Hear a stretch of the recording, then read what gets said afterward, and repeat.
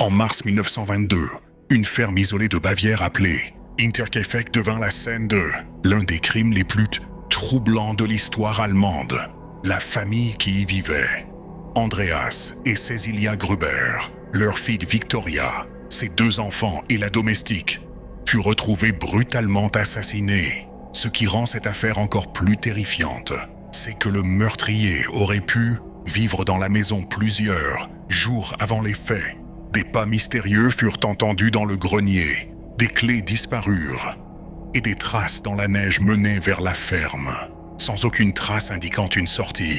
La famille était effrayée et confuse, ignorant totalement que l'horreur qui les attendait serait bien pire que tout ce qu'ils imaginaient.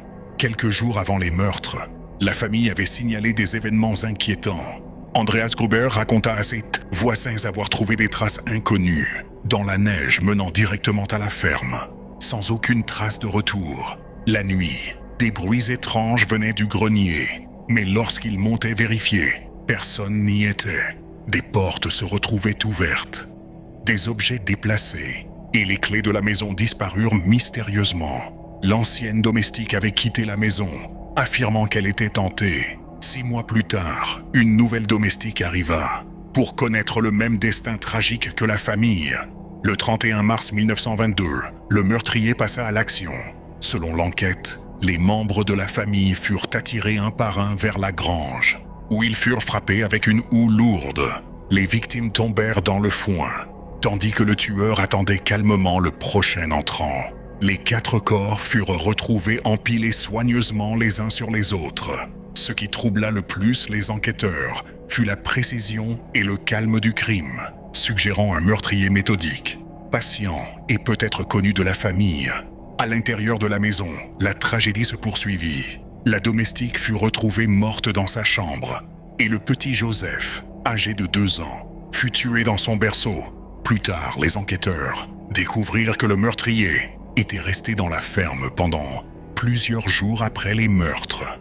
Le foyer avait été utilisé, des repas consommés et les animaux nourris.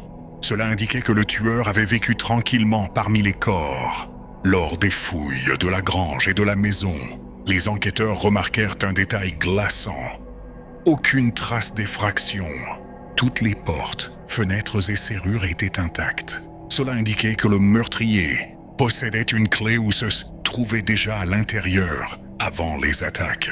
Certains voisins avaient vu une silhouette rôder près de la ferme les jours précédents, mais personne ne put l'identifier. L'hypothèse que le tueur ait vécu dans le grenier observant la famille pendant des jours devint l'une des théories les plus terrifiantes du dossier. L'un des aspects les plus étranges de l'affaire Hinterkaifeck fut le calme du meurtrier après les crimes.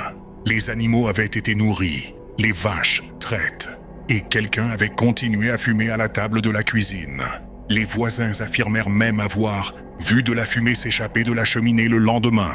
Cela signifiait que le tueur se sentait à l'aise dans la maison, attendant peut-être le moment idéal pour fuir. Ce comportement étrange laissait penser qu'il connaissait le mode de vie rural. Lorsque les autorités arrivèrent enfin à la ferme, elles furent choquées de voir que la scène du crime semblait entretenue. Le meurtrier avait balayé le sol de la grange et recouvert les corps de foin.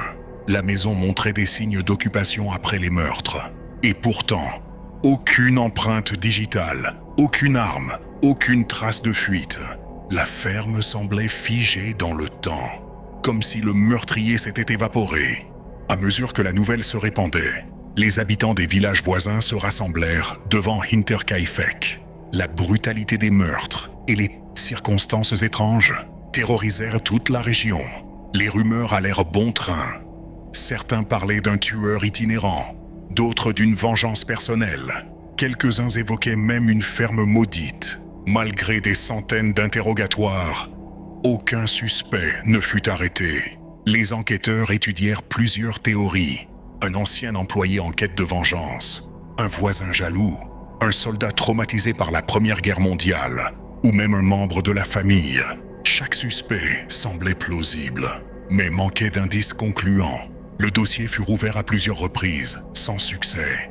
Plus l'enquête avançait, plus le mystère semblait insoluble. Aujourd'hui encore, les meurtres de Hinterkaifeck restent l'un des crimes non résolus les plus troublants d'Europe.